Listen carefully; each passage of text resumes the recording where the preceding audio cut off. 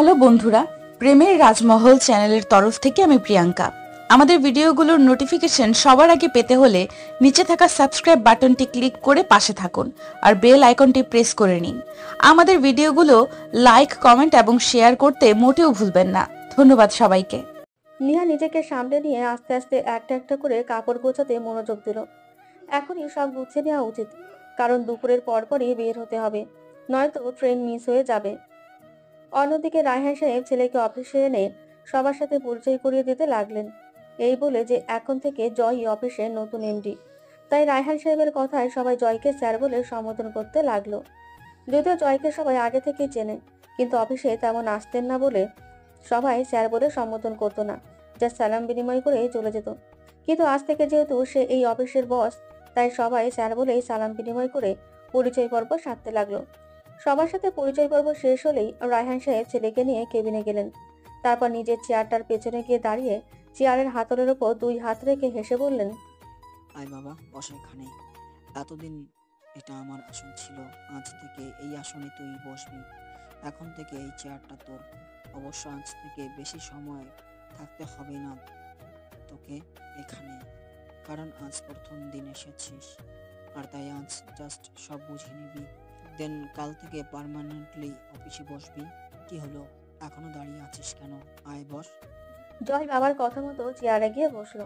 রায়হান সাহেব এবার টেবিলের অপর পাশে জয়ের মুখোমুখি চেয়ারে এসে বসলেন। তারপর ছেলের দিকে তাকিয়ে হাস্যোজ্জ্বল কণ্ঠে বললেন, তো এখন কেমন লাগছে? জয় গায়ের কোটটা ঠিক করতে করতে বলল, ভালো ড্যাড, অন্যরকম একটা ফিলিংস হচ্ছে, যেটা আগে কখনো হয়নি। Honestly speaking, I am feeling good. যাক, ভালোই হলো তাহলে। জানিস আজ আমি কতটা খুশি তোর উপর। আমি জানতাম তুই একদিন না একদিন বুঝবি, আর আজ সেই দিনটা অবশেষে আসলো। আমি খুব খুশি, আজ খুব খুশি। জয় অবাক হয়ে ওর বাবার দিকে তাকিয়ে রইল। আসলে সে অবাক হয়েছে নাকি মুগ্ধ হয়েছে বাবার আচরণে, সেটাই বুঝতে পারছে না। তবে আজ কেন যেন বাবার মুখে তৃপ্তি যে হাসিটা দেখেছে জয়, সেটা সে আজীবন দেখতে চায়। আর এই হাসিটা সম্ভব হয়েছে একমাত্র নিহার জন্য। নিহা না বুঝলে হয়তো কখনো বুঝতোই না সে। তবে বেশি সময় ভাবলো না সে। সব ভাবনা একপাশে রেখে বাবাকে আশ্বস্ত করে বলল, ড্যাড, আজ থেকে তুমি একদম টেনশন মুক্ত। তোমাকে এসব বিজনেস ডিল, ক্লায়েন্ট এসব নিয়ে আর টেনশন করতে হবে না। আজ থেকে আমার উপর ছেড়ে দাও সব। ট্রাস্ট মি, তোমাকে আমি নিরাশ করব না। আমাকে যে বিশ্বাস করে নিজের একটু একটু করে গড়ে তোলা বিজনেসটা হাতে তুলে দিয়েছো, আমি সেটার মূল্য রাখবো। I promise dad. রায়হান সাহেব আবারও তৃপ্তি ভরা প্রশস্ত একটা হাসি টেনে নিলেন মুখে। তারপর বাবা ছেলে মিলে বিজনেস সংক্রান্ত কথা বলল ব্যাপক সময় ধরে। রায়হান সাহেব অফিসে সবকিছু বুঝে দিতে আর জয় সবকিছু বুঝে নিতে নিতে দুপুর 2টো বেজে গেল। জয়, বাবা তোর এখন ছুটি, এখন তুই যেতে পারিস। আজ আর অফিসে আসতে হবে না, কাল থেকে একবারে আসিস। আজ শুধু তোকে সবকিছু বুঝিয়ে দেওয়ার জন্যই আনলাম। বাবার মুখে এখন ছুটির কথাটা শুনে জয় অবাক কণ্ঠে বলল, ড্যাড, তোমাদের অফিসে কি দুপুর 2টা বাজে ছুটি দিয়ে দেওয়া হয়? আরে তা হতে যাবে কেন? তাহলে তুমি বলছো যে আমার এখন ছুটি? আরে পাগল ছেলে, এটা তো আমি তোর জন্য বললাম। তুই আজ প্রথম দিন অফিসে জয়েন করলি, তাই তো আমি ছুটি দিয়ে দিলাম।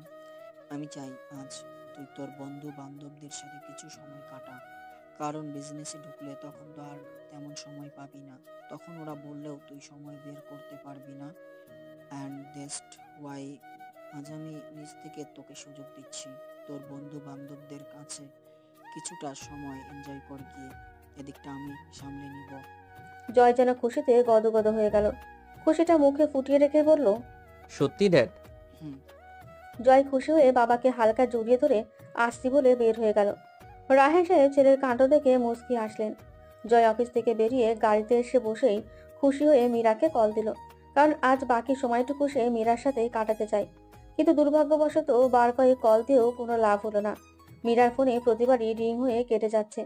অন্য সময় হলে জয় হয়তো রাগ করতো, কিন্তু আজ কেন যেন রাগ হলো না, বরং হাসি মুখে ফোনটা পকেটে ঢুকিয়ে গাড়ি স্টার্ট দিয়ে নিজে নিজে বলল, এখন আর কল দিব না, একেবারে ওর বাসায় গিয়ে ওকে চমকে দিব।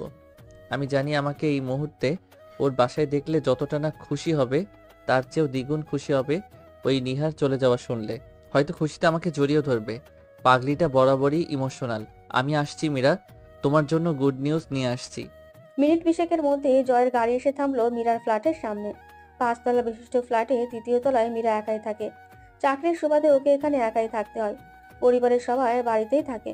যদিও জয় মীরাকে অনেকবার বলেছিল যেন ফ্যামিলিকে এখানে নিয়ে আসে। এখন ঢাকা শহরে একটা ফ্ল্যাটে একা একটা মেয়ে থাকা খুবই রিস্কি।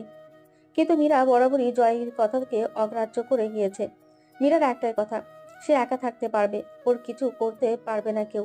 তাই জয়ও আর কিছু বলে না। তবে জয় খুব কমই এখানে আসে। ওরা বেশিরভাগ বিভিন্ন ক্লাব, হোটেল, ডিস্কো, পার্টি এসবেই দেখা করে। আজ খুশির ডোজটা একটু বেশি হওয়ায় জয় সোজা বাসায় চলে এসেছে। কারণ মীরার অফিস দুপুর 12টায় ছুটি হয়ে যায়, আর বাকিটা সময় সে রুমে বসেই কাটায়। তবে রুমে একেবারে বসে থাকে তাও কিন্তু নয়। জয়কে বলেছিল একবার অবসর সময় নাকি সে আউটসোর্সিং করে, তাই তো এত দামি ফ্ল্যাটে থাকার জন্য টাকার অভাব পড়ে না। জয় লিফটে করে সোজা 3rd ফ্লোরে চলে আসলো। তারপর মীরা রুমের সামনে দাঁড়িয়ে দরজা চাপড় দেওয়ার জন্য হাত দিতেই দরজাটা হালকা খুলে গেল। তার মানে দরজা আনলক। জয় একটু অবাক হলো। মীরা দরজা লক না করে ভেতরে বসে আছে। এই মেয়েটাও না। আচ্ছা, ওর কি ডর ভয় নেই? এমন একা একটা ফ্ল্যাটে দরজা খোলা রাখার মানে হয়? দরজাটা লক করতেও কি মনে থাকে না? যত সব। আজ ওকে এই বিষয়ে সাবধান করতেই হবে, নয়তো না জানি কখন কি অঘটন ঘটে যায়। আজ এর একটা বিহিত করতেই হবে। কথাগুলো নিজে নিজে বলে জয় যেই না দরজাটা সরিয়ে ভেতরে ঢুকলো, তখনই কিছু আপত্তিকর কথা আর হাসির আওয়াজ শুনে জয়ের পাজোড়া সেখানে থেমে গেল। শিহাব, তুমি কিন্তু দিন দিন ভারী অসভ্য হয়ে যাচ্ছ। এতটা ডিসপারেট হও কেন বলো তো? প্রতিদিন 3 ঘন্টা করে সময় দেওয়ার পরেও কি তোমার মন ভরে না? ওহ জান, তুমি বুঝো না কেন বলো তো? তোমাকে কাছে পেলে যে আজ ছাড়তে ইচ্ছে করে না। তোমাকে কি করে বোঝায় যে তোমাকে 3 ঘন্টা সময়ের জন্য কাছে পেয়ে আমার পোষায় না? মীরার সাথে একটা ছেলের কণ্ঠ শোনা যাচ্ছে। জয়ের বুঝতে দেরি হলো না কথাগুলো বেডরুম থেকেই আসছে। মুহূর্তে যেন রাগে জয়ের চোখ মুখ রক্তবর্ণ ধারণ করলো। এক মুহূর্ত দাঁড়িয়ে না থেকে গদগদ পায়ে এগিয়ে গিয়ে মীরার বেডরুমের দরজাটা ধাক্কা দিয়ে খুলে ফেললো। দরজা খুলে সামনে তাকাতেই জয় যেন 440 ভোল্টের শক খেলো। মীরাকে সেই অবস্থায় দেখবে সেটা কখনো কল্পনা করেনি। মীরা কিনা ওকে ধোকা দিল। জয় নিজের চোখকে বেশিক্ষণ সেদিকে ধরে রাখতে পারলো না। দ্রুত চোখটা নিচের দিকে নামিয়ে নিল। নিচের দিকে তাকিয়ে ঝাঁঝালো কণ্ঠে বলল, বাহ, আজকাল তাহলে আউটসোর্সিং এর নামে রুম ডেটও হয়? হঠাৎ কালো আওয়াজ কানে আসতেই মীরা আসিয়া দুজনেই চমকে দরজার দিকে তাকালো। আর জয়কে দেখতে পেয়ে দুজনে যেন অবাকের চরম পর্যায়ে পৌঁছে গেল। জয় নিচের দিকে তাকিয়ে আছে। মীরার মুখ থেকে অস্পষ্ট স্বরে বের হলো, জয়? জয় এই মুহূর্তে এখানে আসবে সেটা মীরা বা শিহাব কেউ যেন কল্পনাও করেনি। জয়কে দেখে দ্রুত দুজনে অপ্রস্তুত হয়ে সেই অপ্রীতিকর অবস্থা থেকে উঠে নিজেদের সামলাতে ব্যস্ত হয়ে পড়ল। আর মিনিটের মধ্যে দুজনে নিজেকে আবৃত করে নিল। মীরা গুটি গুটি পায়ে জয়ের সামনে গিয়ে দাঁড়িয়ে আমতা আমতা করে বলল, জয়, তুমি এই সময় এখানে? কেন, ডিস্টার্ব করলাম নাকি? আসলে কি বলো তো, ভুলটা আমার নয়, ভুলটা তোমাদেরই। এমন প্রাইভেট টাইম স্পেন্ড করার সময় দরজাটা অ্যাটলিস্ট বন্ধ রাখতে পারতে, আমি তাহলে আর এসব দেখতাম না। জয়, আসলে সব নিজের কানেই শুনলাম, আর কিছু বলার দরকার নেই। আমার ভাবতেই ঘৃণা হচ্ছে যে আমি তোর মতো একটা মেয়েকে ভালোবেসেছিলাম। ছি মীরা, ছি। তুই এতটা লেম মাইন্ডের আমার আগে জানা ছিল না। আমি যদি আগে জানতাম তুমি এমন নিচু স্বভাবের, তাহলে তোকে ভালোবাসা তো দূর, তোর সাথে কখনো কথাই বলতাম না। তোর মতো মেয়েরা তো কারো ভালোবাসা পাওয়ার যোগ্যতাই রাখিস না। সাথে সাথে মীরা তাচ্ছিল্য হেসে উঠল। তাচ্ছিল্য হেসে বলল, আরে তুই আমাকে কি ভালোবাসবি? আমি তো তোকে ভালোবাসি না। তোর মতো ছেলেকে কে ভালোবাসবে? হ্যাঁ, তোকে তো প্লেবয় বললেও ভুল হবে না। তোর তো একটা দিয়ে হয় না। তোর ঘরে একজন লাগে, আবার বাহিরে একজন লাগে। তুই তো হেব্বি মাল রে। তুই কি মনে করেছিলি তোর সাথে দেখা করি, কথা বলি, পার্টি, ক্লাব এইসবে যাই বলে আমি তোকে ভালোবাসি? তাহলে বলবো তুই ভুল ভাবছিস। কারণ আমি নেহার মতো অতটা বোকা নই যে নিজের স্বামীকে অন্য কারোর হাতে তুলে দেব। আমি অতটাও মহৎ নই। আমি তো জাস্ট তোর সম্পত্তির জন্য তোর সাথে ভালোবাসার অভিনয় করতাম। ভেবেছিলাম তোকে কোনো রকম বিয়েটা করে তোর সব সম্পত্তি নিজের নামে করে নেব। কিন্তু তুই তো আমাকে বিয়েও করবি না, আর তোর সম্পত্তিও আমার এই জন্মে পাবো না। তাই ভাবলাম তোর জন্য আর অপেক্ষা না করে নিজের লাইফটা এবার সেটেল করে নি। তুই কি মনে করেছিস হ্যাঁ, তুই বিয়ে করে বউ নিয়ে রাত কাটাবি আর আমি তোর অপেক্ষায় সন্ন্যাসী হয়ে বসে থাকবো? হুম, সেটা মোটেও না। তুই যেমন বিয়ে করে নিজের সুখটা খুঁজে নিয়েছিস, তেমন আমিও আমার সুখটা খুঁজে নিলাম হিসাব বরাবর। তোর জন্য শুধু শুধু। বাকি কথা আর শেষ করতে পারল না মীরা। তার আগে জয় সজোরে একটা থাপ্পড় বসিয়ে দিল মীরার গালে। জয় শক্ত হাতে চড় খেয়ে মীরা গালে হাত দিয়ে হা হয়ে তাকিয়ে রইল জয়ের দিকে। ও যেন বিশ্বাসই হচ্ছে না জয় ওকে থাপ্পড় দিয়েছে। ব্যাস অনেক হয়েছে, তোর লেকচার শোনা আর না। তুই কি ভেবেছিস তুই বলবি আর আমি কাপুরুষের মতো চুপচাপ শুনে চলে যাব? তা তো হবে না। এতক্ষণ তুই বলেছিস, এখন আমি বলবো। আরে তুই কাকে প্লে বয় বলছিস? হ্যাঁ, যে তোকে পাগলের মতো ভালোবাসতো তাকে? নাকি যে তোর পথচে এখনো বিয়ে হওয়ার 1 বছর পরেও নিজের স্ত্রীকে ছুঁয়ে পর্যন্ত দেখেনি তাকে? তোর জন্য, শুধু তোর জন্য আমি আজ পর্যন্ত নিহাকে নিজের স্ত্রী হিসেবে মেনে নেইনি। শুধু তোকে ভালোবাসি বলে আমি ওকে স্ত্রীর অধিকার দেইনি। যে আমি এক ঘরে থেকেও নিজের স্ত্রীকে স্পর্শ করে দেখিনি আজ পর্যন্ত, তুই তাকে প্লেবয় বলছিস? আরে আমি তো তোর জন্য সব ছেড়ে দিতে রাজি ছিলাম, আর তুই কিনা আমাকেই প্লেবয় বানিয়ে দিলি। বাহ বাহ বাহ, তুই তো পারিসও বটে। তোদের মতো মেয়েরা আসলে সব করতে পারে। তুই নিজেই তো আস্ত একটা প্লে গার্ল, তাই আমাকেও তোর মতো ধরে নিয়েছিলি। বাট আফসোস, তুই খুব বড় ভুল করলি। তবে একটা জিনিস ভালোই হয়েছে, আর সেটা হলো তোকে আমি চিনতে পেরেছি। তোদের মতো মেয়েদেরকে আসলে শুধু বিছানা পর্যন্তই নেওয়া যায়। ভালোবাসা টাসা এসব তোদের জন্য না। তোরা তো পুরুষদের টাকা আর শরীরই চিনিস। তোদের কাছে তো ভালোবাসার কোনো মূল্য নেই। তুই বলেছিলি না আমার সম্পত্তির জন্য আমার সাথে ভালোবাসার অভিনয় করেছিলি? তা তোকে আর করতে হবে না, কারণ আজ থেকে না আমি তোকে চিনি আর না তুই আমাকে চিনবি। আসছি, গুড বাই। কথাগুলো বলে জয় আর এক সেকেন্ডও সেখানে দাঁড়ালো না। দ্রুত পায়ে মীরার বাসা থেকে বেরিয়ে গেল। আর মীরা সেখানে হয়ে দাঁড়িয়ে রইল। আসলে কিছু সময়ের মধ্যে ওর সাথে কি হয়ে গেছে সেটাই বুঝতে পারছে না সে। সবকিছু মাথায় আসতেই ধপ করে বিছানায় বসে পড়ল মীরা। রাগের বশে জয়কে সব বলে দিয়ে খুব বড় যে ভুল করেছে সেটা মীরা বুঝতে পারছে। জয়কে এভাবে সব বলে দেওয়া উচিত হয়নি।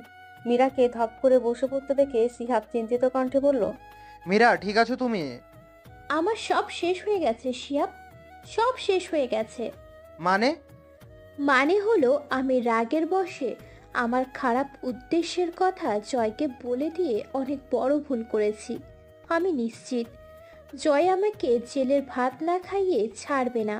তাহলে এখন কি করতে চাও? কাটা উপরে ফেলো। মানে তুমি যা বলছো ভেবে বলছো তো? আমি একদম ভেবে চিনতে বলছি। গো ফাস্ট, চলো আমিও যাব তোমার সাথে। এভাবে দিনের বেলায় নাইটি পরে বের হবে তুমি?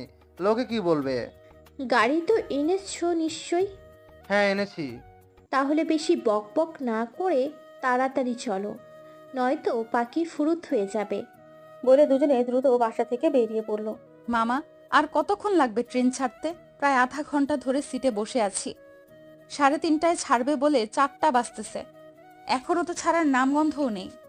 ট্রেনে জানালার পাশে একটা সিটে বসে বিরক্ত হয়ে কথাগুলো বলল নিহা। পাশে একজন বয়স্ক মহিলা বসেছেন। বয়স হবে হয়তো 50-এর ঊর্ধ্বে। ট্রেনের টিকিট কালেক্টর যখন বয়স্ক মহিলাদের থেকে টিকিট কালেক্ট করতে আসলো, তখনই কালেক্টরের কথাগুলো শুনলো নিহা। নিহার আসলে খুব বিরক্ত লাগছে। 4টে বাজতেছে আর এখনো ট্রেন ছাড়ছে না। এত দেরিতে ট্রেন ছাড়লে সে বাড়িতে যেতে যেতে তো রাত 10টা বাজবে। আসলে ট্রেনের এই একটা সমস্যা, আগে যদি টিকিট না কেটে রাখা হয় তাহলে বোঝা যাবে কত ধানে কত চাল। কালেক্টর কিছু না বলে চলে গেলেন। হয়তো উনি নিজেও জানেন না ট্রেন কখন ছাড়বে। নিহা বিরক্তি নিয়ে সিটে হেলান দিয়ে চোখ বন্ধ করে নিল। আর তখনই হঠাৎ করে নিহার পার্সে থাকা মোবাইল ফোনটি হনহনিয়ে বেজে উঠল। এই সময় কল আসবে নিহা সেটা আশা করেনি। আর তার চেয়েও বড় কথা হলো যে ও কখন যে ভুল করে মোবাইলটা পার্সে নিয়েছে সেটাও জানে না। মনে থাকলে হয়তো ফোনটা কখনোই নিত না। নিয়া সোজা হয়ে বসে পার্স থেকে মোবাইলটা বের করতে করতে বিরক্ত হয়ে বলল, এই সময় আবার কে কল করেছে? কেন যে ভুল করে মোবাইলটা আনতে গেলাম। নিয়ে এসব বিড়বিড় করতে করতে মোবাইলটা চোখের সামনে এনে ধরলো। আর সাথে সাথে হাতটা অটোমেটিক মুখে চলে গেল, কারণ কলটা আর কারো নয়, রায়হান সাহেবের। এ কি, এ সময় বাবার ফোন? বাবা আবার কল দিচ্ছে কেন? কি করব এখন? কল কি রিসিভ করব নাকি করব না? কল রিসিভ না করলে তো আবার বাবা কষ্ট পাবে। আর তাছাড়া জরুরি কোনো প্রয়োজনেও তো কল দিতে পারে। কথাগুলো নিজের মনে আওড়াতে আওড়াতে এরই মধ্যে 2বার রিং হয়ে কেটে গেল। আচ্ছা, কলটা কি রিসিভ করা উচিত? এতবার কল দেওয়ার নিশ্চয়ই কোনো কারণ আছে। নয়তো বাবা তো কখনো এতটা কল একসাথে দেয় না। না, কলটা রিসিভ করেই ফেলি। যদি বিশেষ কোনো কারণে কল করে থাকে। নিহা এসব ভেবে ফোনটা রিসিভ করে কানের কাছে ধরল। নিহা কিছু বলে ওঠার আগেই উপাস থেকে কান্না মিশ্রিত কণ্ঠে ভেসে আসলো। নেহা মা, তোরা এক্ষুনি সিটি হসপিটালে চলে আয়। জয় অ্যাক্সিডেন্ট করেছে। শাইলা আর জেসিকেও বল, আমি ওদেরকে কল দিচ্ছি কিন্তু পাচ্ছি না। তাড়াতাড়ি আয় মা। এটুকু বলে রায়হান সাহেব কলটা কেটে দিলেন। নিহা কিছু বলার সুযোগ পর্যন্ত পেল না। নিহা যেন মুহূর্তে পায়ের নিচ থেকে মাটি সরে গেল। আর এক মুহূর্ত সিটে বসে না থেকে দিক বিদিক শূন্য হয়ে দৌড়ে ট্রেন থেকে নেমে পড়লো সে। ভেতরে যে ওর লাগেজ ফেলে এসেছে সেটা যেন খেয়ালই নেই। ওর মনে এখন শুধু একটাই চিন্তা, আর সেটা হলো ওর হসপিটালে পৌঁছাতে হবে যে করে হোক। নিহার এমন পাগলের মতো দৌড়ে বের হওয়া দেখে সবাই হাঁ করে তাকিয়ে আছে ওর দিকে, কিন্তু নিহার সেদিকে কোনো খেয়ালই নেই। কোনো মতে দৌড়ে গিয়ে একটা সিএনজি ধরে উঠে বসলো নিহা। উদ্দেশ্য তার সিটি হসপিটাল। চিন্তায় যেন মাথা ফেটে যাচ্ছে। ড্রাইভারকে বারবার তাড়া দিচ্ছে গাড়ি স্পিডে চালানোর জন্য, কিন্তু পথ যেন শেষই হচ্ছে না। মামা একটু আস্তে চালান না। ড্রাইভার সামনের লুকিং গ্লাস দিয়ে নিহাকে একবার ভালো করে দেখে নিয়ে গাড়ির স্পিড আরো একটু বাড়িয়ে দিল। ড্রাইভারও হয়তো নিহার অস্থিরতাটা বুঝতে পেরেছে। প্রায় আধ ঘন্টা পর নিহার সিএনজি এসে থামলো হসপিটালের সামনে। সিএনজির ভাড়াটা পুরো মতে ঝুঁকিয়ে তাড়াহুড়ো করে ফাঁকা মস্তিষ্ক নিয়ে দৌড় দিল হসপিটালের ভেতরে। হয়তো জায়গাটা হসপিটাল হওয়ায় নিহার দৌড়ে যাওয়ার দিকে কারো কোনো খেয়াল নেই, কারণ এখানে সবাই নিজেদের চিন্তা নিয়ে ব্যস্ত। অন্য কারোর দিকে তাকানোর সময় কোথায়? নিহা রিসেপশনিস্টের কাছে এসে কোনো মতে হাঁপাতে হাঁপাতে তাড়াহুড়ো কণ্ঠে জিজ্ঞেস করলো। এক্সকিউজ মি মিস, মিস্টার জয় মাহমুদের কেবিন কোন রুমে জানাবেন প্লিজ? রিসেপশনিস্ট সৌজন্যসূচক হাসি দিয়ে একটা ফাইল দেখে বিনীত কণ্ঠে বলল। জি ম্যাডাম, আসলে ম্যাম ওনাকে তো কোনো কেবিন দেওয়া হয়নি, ওনাকে ইমার্জেন্সি রুমে রাখা হয়েছে। আপনি সোজা গিয়ে ডান দিকের গলিটাতে যান। ইমার্জেন্সি রুমটা গলিটার একদম শেষের দিকে। নিহা আর 1 মিনিটও সময় ব্যয় না করে দৌড় দিল সেদিকে। এমার্জেন্সি রুমের সামনে চিন্তিত মুখ নিয়ে গলির এপাশ থেকে ওপাশে পায়চারি করছে রায়হান সাহেব। ওনার মুখ দেখে বোঝা যাচ্ছে উনি কতটা টেনশনে আছেন। আর টেনশন হবে নাই বা কেন? ওনার একমাত্র সন্তান আজ মৃত্যুর সাথে লড়াই করছে। টেনশন তো হওয়ারই কথা। রায়হান সাহেবের পুরো মস্তিষ্ক যেন ফাঁকা হয়ে আছে। বাবা? হঠাৎ পরিচিত কণ্ঠ শুনে রায়হান সাহেব চমকে তাকালেন। নিহা এসেছে। রায়হান সাহেবের চোখে আপনা আপনি জল এসে গেল। ধরা গলায় বললেন, এসেছিস মা? হ্যাঁ বাবা। বাবা, এসব কি করে হলো ওনার? রায়হান সাহেব ভেজা গলায় বললেন, জানি না রে মা, আমাকে হসপিটাল থেকে কল করে বলেছে জয় নাকি অ্যাক্সিডেন্ট করেছে, তাই আমি শোনার সাথে সাথে চলে আসলাম। তো বাবা, ওনাকে কে এনেছে এখানে? ডক্টর বলেছে কয়েকজন পথচারী নাকি জয়কে হসপিটালে নিয়ে এসেছে। এর থেকে বেশি কিছু জানি না আমি। নিহা আবার দৌড়ে দরজার কাছে গেল। দরজার থাই গ্লাস ভেদ করে জয়কে স্পষ্ট দেখা যাচ্ছে। বেডে শুয়ে থাকা নিস্তেজ মানুষটিকে দেখে নিহার ভেতরটা কেঁপে উঠল। সাদা ধবধবে বেডশিট বিছানো বেডে সারা শরীরে ব্যান্ডেজ নিয়ে নিথর হয়ে শুয়ে আছে জয়। দেখে বোঝা যাচ্ছে সেন্স নেই। পাশে দাঁড়িয়ে একজন ডক্টর স্যালাইনের ভেতরে একটা সিরিঞ্জি পুশ করছে, সম্ভবত মেডিসিন প্রবেশ করাচ্ছে। আর তার পাশে আরো কয়েকজন ডাক্তার দাঁড়িয়ে আছে। নিহার পুরো দুনিয়া যেন থমকে গেল। যত যাই হোক, এই মানুষটা তো স্বামী। নিহার চোখ থেকে দুফোঁটা জল গড়িয়ে পড়লো নিজের অজান্তেই। নিহা মনে মনে শুধু একটা দোয়াই করছে, মানুষটি যেন কিছু না হয়। আল্লাহ যেন জয়কে তাড়াতাড়ি ভালো করে দেয়। নিহা যেন আর দাঁড়িয়ে থাকতে পারল না সেখানে। হাতের উল্টো পিঠ দিয়ে চোখে জলগুলো মুছে নিয়ে ফাঁকা মস্তিষ্ক নিয়ে সেখানে রাখা একটা টুলে গিয়ে ধপ করে বসে পড়ল। মন মস্তিষ্ক জুড়ে শুধু একটা কথাই ঘুরপাক খাচ্ছে, আর সেটা হলো জয়ের কিছু হয়ে গেলে ওর কি হবে। হ্যাঁ, এটা ঠিক যে জয় ওকে ভালোবাসে না, এমনকি ওকে স্ত্রী হিসেবেও মানে না, কিন্তু তারপরেও সে তো ওর স্বামী। মানুষটা না থাকলে তো ওর সবকিছু উলটপালট হয়ে যাবে। কারণ আমাদের সমাজে বিবাহিত মেয়েদের মূল্য তখনই থাকে যখন ওর স্বামী থাকে। আর যখন স্বামী নামক মানুষটির অনুপস্থিতি ঘটে, তাহলে মেয়েটার আর কোনো মূল্য থাকে না। স্বামী নামক মানুষটি ওকে ভালোবাসলো কি না বাসলো, স্ত্রী হিসেবে মানলো কি না মানলো, সেদিকে কারো কোনো ভ্রুক্ষেপ থাকে না। শুধু স্বামীটা বেঁচে আছে কিনা সেটাই দেখে। নিহা যখন ভাবনার অতল সাগরে ডুবন্ত তখনই চেঁচামেচির আওয়াজে নিহার ধ্যান ভাঙে। ভাবনার সুতো ছেড়ে সামনে তাকিয়ে দেখে শাশুড়ি আর ননদ এসেছে। শায়লা বেগম তো রীতিমতো পুরো হসপিটাল মাথায় তুলে ফেলেছেন। ডক্টর ডক্টর, আমার ছেলেকে এতক্ষণ ধরে এমার্জেন্সি রুমে রেখেছেন কেন?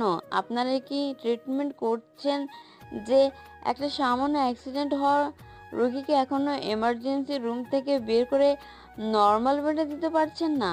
আপনারা কি ঘাস কাটছেন? আমি বলে দিচ্ছি, আমার ছেলে যদি ঠিক না হয় তাহলে পুরো হসপিটালটাকে আমি হেল করে দিব। সব কটা ডাক্তারকে আমি জেলের ভাত খাইয়ে ছাড়বো।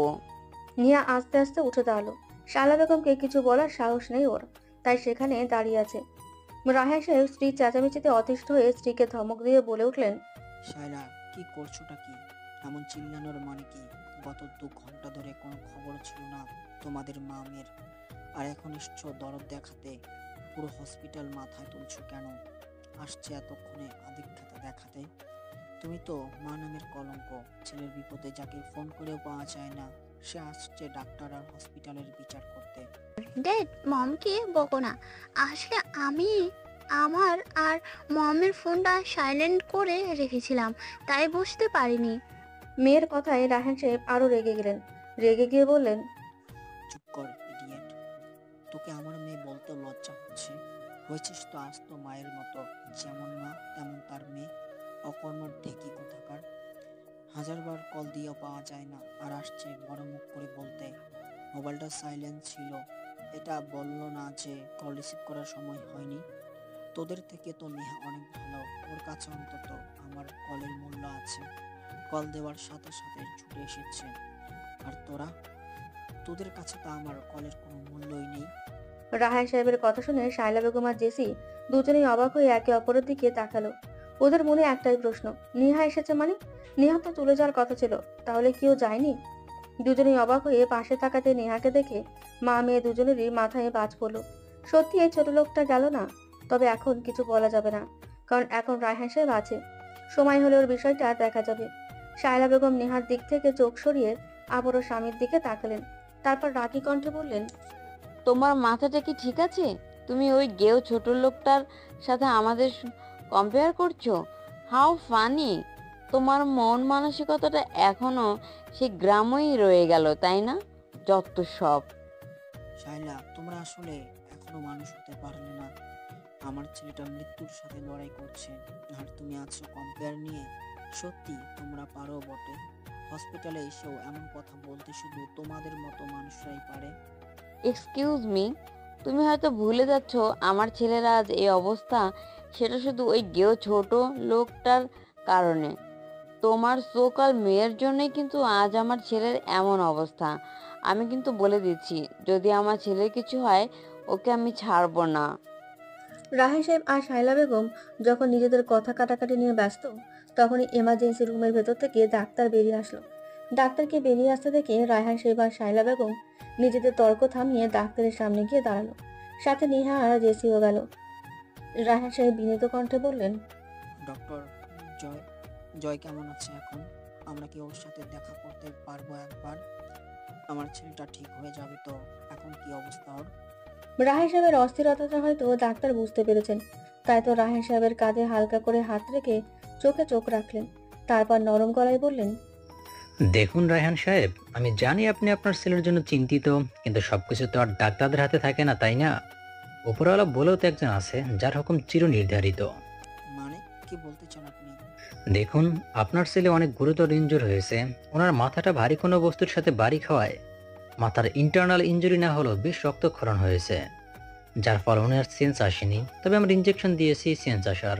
কিন্তু কিন্তু কি ডক্টর?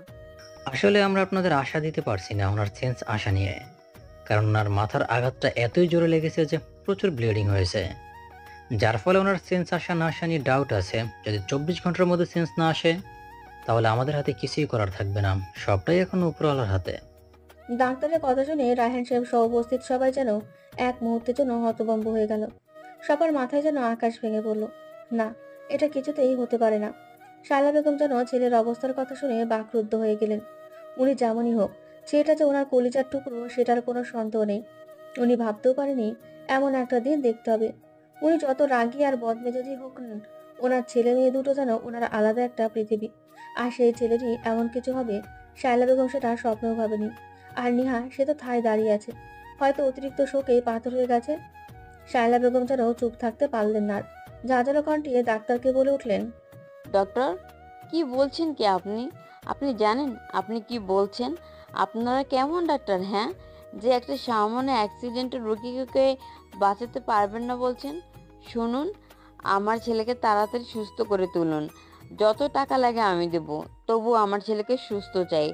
আর যদি আমার ছেলের কিছু হয় তাহলে পুরো হসপিটাল আমি হেল করে দেব, আর আপনাদের সবাইকে জেলের ভাত খাওয়াবো।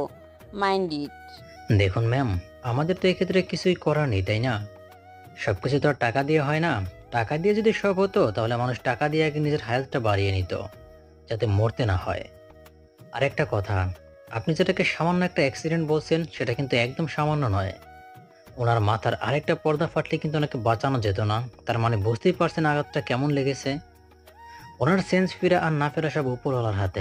সৃষ্টিকর্তাকে স্মরণ করুন যেন উনি আপনার ছেলেকে সুস্থ করে দেন। তবে আরেকটা কথা, ওনার সেন্স ফিরলেও ওনার শরীরের বিভিন্ন অংশ মারাত্মকভাবে আঘাতপ্রাপ্ত হওয়ায়, বিশেষ করে ডান হাতের ডান পাতে বেশি আঘাত লাগায় উনি বেঁচে থেকেও মৃতপ্রায় হয়ে থাকবেন। মানে? রায়হান সাহেবের কণ্ঠে উদ্বিগ্নতা। মানে হলো উনি সুস্থ হলেও কখনো হাঁটতে পারবেন কিনা সেটা নিশ্চিত না। ওনার পা দুটো মারাত্মকভাবে ইনজুর হওয়ায় উনি কখনোই হাঁটতে পারবেন কিনা সেটা আমরা নিশ্চিতভাবে বলতে পারছি না। সবসময় শুয়ে বসে কাটাতে হবে। তবে আল্লাহ চাইলে তো অসম্ভব সম্ভব হয়, তাই আমরা পুরোপুরি কোনো কিছু নিশ্চিতভাবে বলতে পারছি না। কারণ আল্লাহ চাইলেই উনি সুস্থ হতে পারেন, তবে আমরা কোনো গ্যারান্টি দিতে পারছি না। কারণ আমাদের ডাক্তারি নলেজ থেকে যেতটুকু বুঝতে পারলাম তার দ্বারা মনে হচ্ছে উনি আজীবন এভাবেই থাকবেন। বিছানায় শুয়ে থেকেই কাটাতে হবে। তবে আবার বলছি, উপরওয়ালা চাইলে কিন্তু সবকিছুই সম্ভব। এখন আপাতত সেন্স আসার জন্য দোয়া করুন, আমি আসছি। আচ্ছা, আমরা কি ওর সাথে একবার দেখা করতে পারবো? ডক্টর যেতে গিয়েও থেমে গেল রায়হান সাহেবের প্রশ্নে। হতাশার হাসি হেসে বলল, উনি এখন সেন্সলেস, আর এই মুহূর্তে ভিতরে কেউ এলাও নয়। আপনার ওনার সেন্স ফিরে আসার পর ওনার সাথে দেখা করতে পারবেন, কারণ এখন ওনাকে অবজারভেশনে রাখা হয়েছে আর সেখানে কেউ প্রবেশ করার পারমিশন নেই। সো ধৈর্য ধরুন। বলে ডক্টর সেখান থেকে চলে গেলেন। আর রায়হান সাহেব সহ বাকি সবাই স্তব্ধ হয়ে দাঁড়িয়ে রইল। সবার যেন বিশ্বাসই হচ্ছে না আজকের এই দিনটা দেখতে হবে। সবার বুকের ভেতর অজানা একটা ভয় এসে ভিড় জমিয়েছে। জয়ের কিছু হবে না তো? জয়ের সেন্স ফিরে আসবে তো? শায়লা বেগম তো রীতিমতো নিহাকে যা নয় তা বলতে লাগলো। ওনার একটাই কথা, যে নিহার জন্য আজ জয়ের এই অবস্থা। ও যদি জয়কে অফিসে যেতে না বলতো, আর জয় যদি আজ অফিসে না যেত, তাহলে এমন একটা ঘটনা কখনোই ঘটতো না। নিহাও কিছু না বলে পাথরের মতো নীরবে সবকিছু শুনে যাচ্ছে। কারণ ওরও মনে হচ্ছে ওর কারণে আর জয়ের অ্যাক্সিডেন্ট হয়েছে। জয়ের অ্যাক্সিডেন্টের পেছনে কোথাও না কোথাও নিজেকে দায়ী মনে করছে নিহা। তবে নিহা চুপ করে শায়লা বেগমের কথাগুলো শুনলেও রায়হান সাহেব কিন্তু চুপ করে থাকলেন না। স্ত্রীকে শক্ত কণ্ঠে জবাব দিয়েছেন, কারণ এতে তো নিহার কোনো দোষ নেই। যা হয়েছে সবই ভাগ্যে ছিল বলেই হয়েছে। এতে নিহাকে কথা শোনানোর কোনো মানে হয় না। দুদিন পর আজ জয়কে রিলিজ দেওয়া হবে, যার কারণে রায়হান সাহেব দুই পা এক করতে পারছে না সেই সকাল থেকেই। হ্যাঁ, জয়ের সেন্স ফিরেছে। সেদিন ডাক্তার জয়ের সেন্স ফিরা না ফিরা নিয়ে গ্যারান্টি দিতে না পারলেও ভাগ্যক্রমে 24 ঘন্টার মধ্যে জয়ের সেন্স ফিরে আসে। তবে জয়ের সেন্স ফেরার পরেও জয় ইনজিওর হওয়ায় ডক্টর জয়কে হসপিটালে ভর্তি রাখতে চায়। কারণ এই অবস্থায় জয়কে বাড়ি নিয়ে যাওয়া মানে যেচে বিপদ ডেকে আনা। কেন জয়কে এখন বাড়ি নিয়ে গেলে জয় ভালো হওয়ার পরিবর্তে আরো খারাপ হয়ে যাবে। আর সবচেয়ে বড় কথা হলো জয়ের প্রপার ট্রিটমেন্ট আর প্রপার কেয়ার দরকার, যেটা হসপিটালে রেখেই করা সম্ভব। তবে এমন নয় যে হসপিটালে রাখলে জয় সুস্থ হয়ে যাবে, বরং ডক্টররা চেয়েছে জয়কে আরো কয়েকদিন রেখে আর একটু ট্রিটমেন্ট করে তারপর রিলিজ দিতে। তবে ডক্টর বলে দিয়েছে জয় উঠে বসার মতো সুস্থ হওয়ার চান্স একদম নেই। তারপরেও যদি এই মিরাক্কেলটা হয় তাহলে সেটা পুরোটাই উপরওয়ালার হাতে। ডক্টরের কথায় রায়হান সাহেব শায়লা বেগম রাজি হয়ে জয়কে আরো কিছুদিন হসপিটালে রাখতে চাইলেও নেহা আপত্তি করলো। নেহার একটাই কথা, সে জয়কে বাড়িতে নিয়ে যাবে, প্রয়োজনে সে জয়কে দেখাশোনা করবে। তবুও কিছুতেই সে জয়কে হসপিটালে রাখবে না, কারণ জয় হসপিটালে থাকলে সুস্থ হওয়ার বদলে আরো বেশি অসুস্থ হয়ে যাবে। হসপিটালে রাখাটা শুধু ট্রিটমেন্টের নাম করে টাকা খাওয়ার জন্য, কাজের কাজ কিছুই হবে না। এখানে থাকলে না কোনো ট্রিটমেন্ট করবে আর না কোনো ভালো দেখাশোনা করবে। তাই নিহার একটাই কথা, সে জয়কে বাড়ি নিয়ে যাবে। অবশ্য ডাক্তাররা সবাই নিহার কথায় আপত্তি করেছিল, কিন্তু নেহা বলেছে যদি জয়কে রিলিজ না দেয় তাহলে পুরো হসপিটালের নামে কেস করবে। তাই নিহার জোরাজুরিতে ডক্টররা সবাই রাজি হয়েছে জয়কে রিলিজ দিতে। রাহেশ সাহেব ও নিহার কথায় খুশি হয়ে জয়কে রিলিজ করিয়ে নেওয়ার সম্পূর্ণ ব্যবস্থা করে ফেললেন। জয়কে বাড়িতে নিয়ে যাওয়ার কথাটা শুনে রাহেশ সাহেব যেন খুশিতে আটখানা। নিহা বরাবরই রায়হান সাহেবের পছন্দের কাজটি করে, আর এই জন্যই নিহাকে রায়হান সাহেব এত ভালোবাসেন। তবে সায়রা বেগম এক্ষেত্রে একটু নারাজ হলেন, কারণ ওনার ধারণা নিহা জয়কে বাড়ি নিয়ে গিয়ে দেখাশোনা করার পরিবর্তে উল্টো ওর থেকে এতদিনকার সব প্রতিশোধ তুলবে। তাই সায়রা বেগম চেয়েছেন জয়কে বাড়িতে না নিয়ে বরং হসপিটালে ভর্তি রাখা হোক। এই জন্য স্বামীকেও অনেক বলেছেন যেন নিহার কথায় কান না দেয় আর জয়কে রিলিজ না করায়। কিন্তু রায়হান সাহেব নিজের সিদ্ধান্তে অটল। উনি সকাল থেকে ছুটোছুটি করে জয়কে রিলিজ করানোর সমস্ত ফর্মালিটিস পূরণ করে ফেললেন। বিকেল 4টের দিকে জয়কে রিলিজ দেওয়া হলো। সায়রা বেগম রাগ করে দুপুরে বাড়ি চলে গেছেন, আর আসেননি। তাই রায়হান সাহেব আর নিহা মিলে জয়কে বাড়িতে নিয়ে যাওয়ার সম্পূর্ণ ব্যবস্থা করেছে। নিহাদের বাসায় পৌঁছাতে পৌঁছাতে সন্ধ্যা 7টা বেজে গেল। শ্বশুর আর বৌমা মিলে কোনো মতে জয়কে হুইল চেয়ার সহ গাড়ি থেকে নামালো। এসে দরজায় দাঁড়িয়ে কলিং বেল চাপতেই ঋতু দৌড়ে এসে দরজা খুলে দিল। দরজা খুলে নিহাকে দেখতে পেয়ে ঋতুর মুখে যেন রাজ্যের খুশি এসে ভর করলো, কারণ নিহা গত 2 দিন ধরে বাসায় একবারও আসেনি। তাই ঋতু মনে করেছিল নিহা সত্যি সত্যি বাড়ি চলে গিয়েছে। আর ঋতু এটাও মনে করেছিল যে জয়ের অ্যাক্সিডেন্টের ব্যাপারে নিহা কিছু জানে না। তবে এখন জয়ের পেছনে হুইল চেয়ার ধরে দাঁড়িয়ে থাকা নিহাকে দেখে যেন ঋতু খুব বেশি খুশি হলো। একগাল হেসে বলল, ভাবি আইসো তুমি, আমার যে কি খুশি লাগতাছে। ঋতুর কাণ্ড দেখে নিহা মুচকি হাসলো, হেসে বলল, বাইরে দাঁড় করিয়ে রেখে কথা বলবে, ভেতরে ঢুকতে দিবে না? আরে না না, তা কেন হবে, এসো ভিতরে আসো। ছোট সাহেব, আপনি এখন কেমন আছেন? জয় মুচকি হেসে ধমকের স্বরে বলল, ঋতু, তোকে না কতবার বলেছি আমাকে ছোট সাহেব নয় ভাইয়া কিংবা ভাইজান বলে ডাকবি। ঋতু বিনীত কণ্ঠে বলল, আচ্ছা ঠিক আছে ভাইজান। রায়হান সাহেব ওদের কাণ্ড দেখে মুচকি এসে ভেতরে ঢুকে গেলেন। নিহাও জয়কে নিয়ে ভেতরে প্রবেশ করলো। শায়লা বেগম আর জেসি জয়ের আসার খবর পেয়ে দুজনে ড্রয়িং রুমে আসলো। তবে তেমন কোনো প্রতিক্রিয়া দেখালো না। জয়ও কোনো কথা বললো না, কারণ সে মায়ের রাগ করার কারণটা জানে। মা বলেছিল বাবা নিয়ে যেতে চাইলেও যেন জয় বাড়িতে যেতে রাজি না হয়, কিন্তু জয় করলো তার উল্টো। রায়হান সাহেব ছেলেকে বাড়িতে যাবে নাকি এখানে অ্যাডমিট থাকবে জিজ্ঞেস করতে জয় খুশি হয়ে বলেছিল সে বাড়িতে চলে যাবে, মরলে বাড়িতে গিয়ে মরবে। তাই শায়লা বেগম ছেলের প্রতি একটু নারাজ, কারণ এই প্রথম ছেলে ওনার মতের বিরুদ্ধে কথা বলেছে। কিন্তু উনি তো আর জয়ের সিচুয়েশনটা বুঝতে পারছেন না। কোনো মানুষই চায় না হসপিটালের বেডে দিনের পর দিন শুয়ে থাকতে। সে যত অসুস্থ রোগী হোক, সবাই চায় মরলেও যেন নিজের ঘরেই মরে। তবেও হসপিটাল নামক জায়গাটিতে কেউ থাকতে চায় না। নিহা জয়কে নিয়ে রুমে যেতে নিয়েও আবার থেমে গেল, কারণ জয়কে তো সিঁড়ি বেয়ে ওপরে নিয়ে যাওয়া সম্ভব না। হুইল চেয়ারটা সিঁড়ি বেয়ে তুলবে কি করে? নিহা কিছু একটা ভেবে শ্বশুরের দিকে তাকালো। রাহেশ সাহেব তখন সোফাতেই বসা ছিলেন। আসলে ক্লান্ত লাগায় সেই ধপ করে সোফাতে বসে পড়েছেন, গায়ের কোটটা পর্যন্ত খোলেননি। নিহা নরম গলায় বলল, বাবা, ওনাকে তো এই অবস্থায় উপরে তোলা সম্ভব না। বলছিলাম যে উনি যে কয়দিন সুস্থ হয়ে হাঁটতে না পারে সেই কয়দিন গেস্ট রুমে রাখি। পাগলি, এটা আবার জিজ্ঞেস করার কি আছে? যেখানে সুবিধা লাগে সেখানে থাক। শুধু আমার ছেলেটার যেন কোনো রকম অসুবিধা না হয় মা। আমি জানি জয়ের সুস্থ হয়ে হাঁটতে পারার কথাটা ভাবা ভুল, কিন্তু বাবা হিসেবে তো আশা রাখতেই পারি। তোর পর আমার পূর্ণ ভরসা আছে। এখন আমার শেষ ভরসাটা তুই। প্লিজ মা, আমার ভরসাটা ভেঙে দিস না। আপনি একদম নিশ্চিন্তে থাকুন বাবা, দেখবেন সব ঠিক হয়ে যাবে। তাই যেন হয় মা, তাই যেন হয়। কিন্তু আমার তো অন্য রুমে ঘুম হয় না। আমার রুম ছাড়া অন্য কোনো রুমে আমার ভালো লাগে না। জয়ের কথা শুনে নিহা এক নজর জয়ের দিকে তাকিয়ে ঋতুকে ডাক দিল। ঋতু সাথে সাথে দৌড়ে আসলো। ভাবি, কিছু কি লাগবো? না, আমার কিছু লাগবে না। তুমি শুধু কষ্ট করে তোমার ভাইজানকে 1 কাপ চা করে খাওয়াও, আমি ততক্ষণে আসছি। আচ্ছা ভাবি। নিহা আর সময় ব্যয় না করে দ্রুত পায়ে সিঁড়ি বেয়ে ওপর উঠে গেল। আর জয় হুইল চেয়ারে বসে থেকেই নিহার যাওয়ার দিকে তাকিয়ে এলো। গত 2 দিন ধরে ওর প্রতি নিহার কেয়ারিং দেখে বোঝার উপায় নেই জয়ের প্রতি এত অত্যাচার করত। নিহা উপরে চলে যেতে শায়লা বেগম ঝাঁঝালো কণ্ঠে বলে উঠল, জয়, এখন তুই তোর বাবার মতো নিহাকে সাপোর্ট করছিস? তোর কাছে আমার কথার কোনো দাম নেই? আমি বারণ করা সত্ত্বেও তুই আমার কথা শুনলি না, ডে করে চলে আসলি। হসপিটালাইজ থাকলে কি খুব বেশি ক্ষতি হতো? মম, এখানে সাপোর্ট করার কথা আসছে কেন? তুমি আমাকে ভুল বুঝছো। আমার হসপিটালে থাকতে ভালো লাগছিল না বলেই চলে এসেছি, কারো কথাই নয়। হসপিটালে থাকলে আমি সুস্থ হওয়ার বদলে আরো অসুস্থ হয়ে যাব বেশি। তার চেয়ে বরং তোমাদের চোখের সামনে থাকলে তোমাদের হলেও তো দেখতে পারবো। আর তাছাড়া ডাক্তাররা তো নিশ্চিত হয়ে বলতেই পারছে না যে আমি হসপিটালে থাকলে সুস্থ হব কিনা। যেখানে সুস্থ হওয়ার চান্স নেই সেখানে হসপিটালে থেকে কি করব মম? রাহেন সাহেব কিছু বলছে না, কারণ মা ছেলের কথার মধ্যে উনি বাম হাতটা ঢোকাতে চান না। তাই চুপচাপ উঠে রুমে চলে গেলেন। শায়লা বেগম জয়ের কথায় সন্তুষ্ট হতে পারলেন না।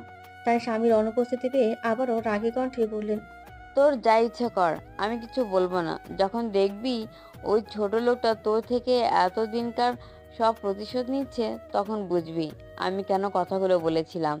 তোর ড্যাড না হয় ওর প্রতি তোর করা আচরণের কথা জানে না বলে এত কিছু ভাবেনি, কিন্তু তুই তো জানিস তুই ওর সাথে কি কি করেছিস। তারপরেও তোর একবারও মনে হলো না মেয়েটা তোর থেকে প্রতিশোধ নিতে পারে? আর একবার এটা ভেবে দেখ না, ও তো তোকে চলে যাবে বলেছিল, তাহলে গেল না কেন? নিশ্চয় তোর থেকে প্রতিশোধ নেবে বলে। মম, তুমি এইসব নিয়ে ভেবো না। ওকে আমার এতদিনে এতটুকু চেনা হয়ে গেছে যে ও এমন কিছুই করবে না। আমার ভালো না করুক, অন্তত আমার ক্ষতি করবে না। আর তারপরেও যদি ও আমার থেকে প্রতিশোধ নিতে আমার কোনো ক্ষতি করে, তাহলে ভাববো এটাই আমার প্রাপ্য ছিল। জয়, তুই কিন্তু ভুলে যাচ্ছিস ওই ছোট লোকটার জন্যই কিন্তু তোরা যেই অবস্থা, ওর কারণেই তোর অ্যাক্সিডেন্টটা হয়েছিল। না মম, ওর জন্য কিছু হয়নি। সবই আমার কর্মের ফল, আমার পাপের প্রায়শ্চিত্ত এটা। আমি এটাই ডিজার্ভ করি মম। আমি যা করেছি ওর সাথে তা হয়তো আল্লাহ তাআলা সইতে পারিনি, তাই তো এমন একটা শাস্তি দিল আমায়। শায়লা বেগম ছেলের কথা শুনে কেন যেন সন্তুষ্ট হতে পারলেন না। উনি ভাবতেও পারেনি জয় এমন কিছু বলবে। উনি ভেবেছিলেন জয় ওর অ্যাক্সিডেন্টের জন্য নিহাকে দোষারোপ করবে, কিন্তু হলো তার উল্টোটা। তাই উনি আর দাঁড়িয়ে থাকতে পারলেন না সেখানে। গদগদ পায়ে সিঁড়ি বেয়ে ওপরে উঠে গেলেন। জয় লম্বা একটা দীর্ঘশ্বাস ছেড়ে মায়ের যাওয়ার দিকে তাকিয়ে রইল, কারণ ওর কিছুই বলার নেই। ভাইজান, আপনার চা। জয় চোখ সরিয়ে ঋতুর দিকে তাকালো। তারপর ঋতুর হাত থেকে চায়ের কাপটা নিয়ে চুমুক দিতে লাগলো। তবে চায়ের কাপটা বাম হাতেই নিয়েছে, কারণ ডান হাতটা তো গলায় ঝুলানো। হঠাৎ ডান হাতের হাড় ভেঙে যাওয়ায় জয় ডান হাত আপাতত কোনো কাজ করতে পারবে না, এমনকি খেতে হলেও বাম হাতেই খেতে হবে। তাই চায়ের কাপটাও বাম হাতেই ধরেছে। জয় চা খেতে খেতে খেয়াল করলো নিহা ওদের রুমে সব জিনিসপত্র গেস্ট রুমে নিয়ে রাখছে। জয় বেশ অবাক হলো, নিহা এভাবে রুমের সব জিনিসপত্র নিচে নামাচ্ছে কেন?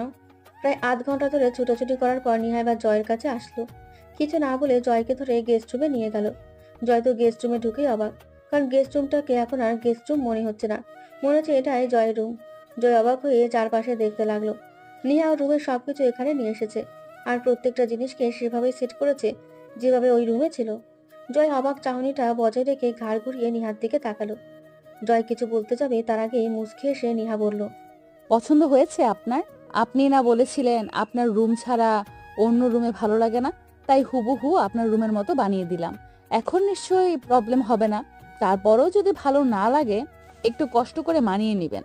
আসলে এ ছাড়া তো আর কোনো উপায় নেই, তাই আর কি। ইটস ওকে, সমস্যা নেই। নিহা মুচকি এসে জয়কে বিছানার কাছে নিয়ে গেল। তারপর শ্বশুরকে ডেকে জয়কে কোনো রকমে দুজনে ধরে বিছানায় বসালো।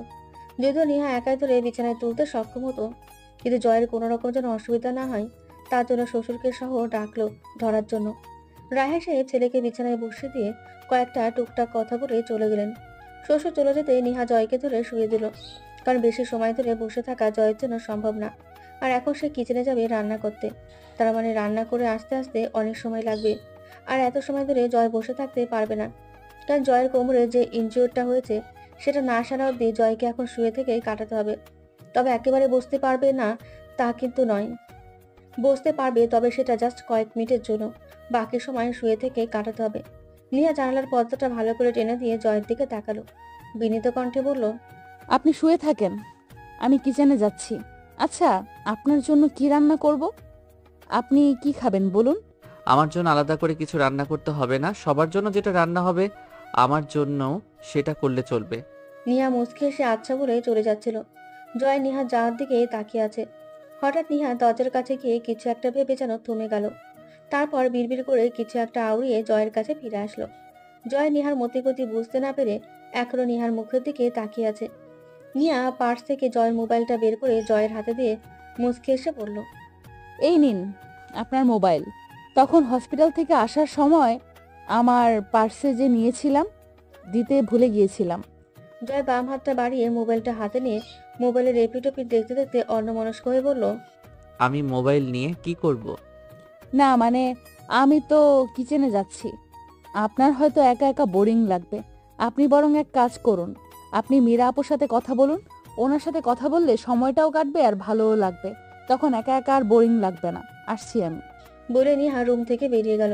আর জয় অবাক হয়ে নিহার যাওয়ার দিকে তাকিয়ে দিল। এই মেয়েটাকে যেন সে এই 3 দিনে যত দেখছে অবাক হচ্ছে। জয় নিজ মনেই আওড়ালো, কি অদ্ভুত মেয়ে! ওকে আমি দিনের পর দিন এত অত্যাচার করলাম, এত মারধর করলাম, কখনো একটা ভালো করে কথা পর্যন্ত যার সাথে বললাম না। আজ সেই কিনা আমার সামান্য একা থাকাটা নিয়েও ভাবছে। নিজের হাতে আমাকে অন্য কোনো মেয়ের সাথে কথা বলার জন্য মোবাইল দিয়ে যাচ্ছে। হ্যাঁ, কার সাথে কথা বলবো? মীরার সাথে, যে কিনা আমাকে অ্যাক্সিডেন্ট করে মেরে ফেলতে চেয়েছিল। হ্যাঁ, মীরাই জয়কে অ্যাক্সিডেন্টটা করিয়েছিল আর সেটা জয় দেখেও গিয়েছিল। মুহূর্তে জয়ের অ্যাক্সিডেন্ট হওয়ার সময়কার ঘটনাটা চোখের সামনে ভেসে উঠল। জয়ের গাড়িকে যখন বিপরীতমুখী গাড়িটা প্রচণ্ড জোরে ধাক্কা দিয়েছিল, তখন সাথে সাথে জয় স্টিয়ারিং এর বাড়ি খেয়ে রক্তাক্ত হয়ে যায়। তবে মীরা এতটুকুতেই থেমে থাকেনি। যখন দেখলো জয় স্টিয়ারিং এর বাড়ি খেয়ে নাজেহাল প্রায়, তখন মীরা গাড়িকে পেছনে নিয়ে গিয়ে আবারও জোরে চালিয়ে এনে জয়ের গাড়িকে ধাক্কা দেয়। এবারে ধাক্কাটা বেশ জোরেই ছিল, যার ফলে জয়ের মাথাটা জানালার কাচের সাথে গিয়ে লাগে। সাথে সাথে কাঁচ ভেঙে কয়েক টুকরো কাঁচ জয়ের মাথায় ঢুকে যায়। জয়ের যেন পুরো দুনিয়া অন্ধকার হয়ে গেল। তবে এখনো জয়ের সেন্স ছিল।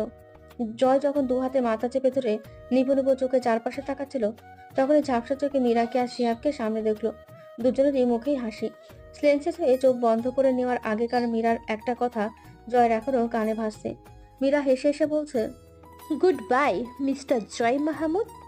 আসলে কি বলো তো, আমি জানি তুমি আমায় ধোঁকা খেয়ে হাত গুটিয়ে বসে থাকবে না, নিশ্চয়ই আমাকে জেলে দেওয়ার ব্যবস্থা করবে।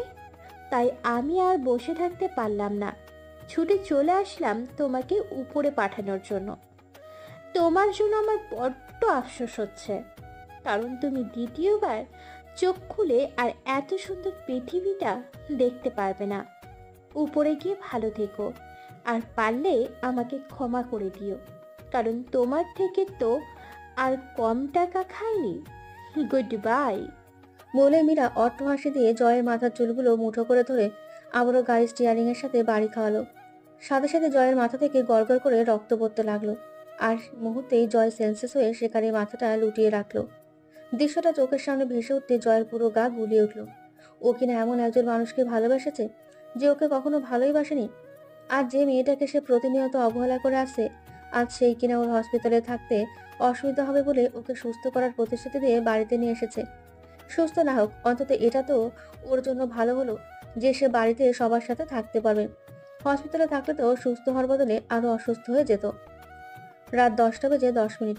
প্রতিদিনের মতো আজকেও রায়হান শেফ সহ বাড়ির সবাই রাতের খাবার খেতে ডাইনিং এ বসেছে। তবে প্রতিদিন নেহা খাবার সার্ভ করলেও আজ নেহাকে সার্ভ করতে বাধ্য দিল রায়হান শেফ। উনি কড়াভাবে বলে দিয়েছেন নেহা যেন এখানে খাবার সার্ভ করে সময় অপচয় না করে। ও যেন জয়ের জন্য খাবার নিয়ে যায় রুমে। নেহা চেয়েও আর শ্বশুরের কথা অমান্য করতে পারল না।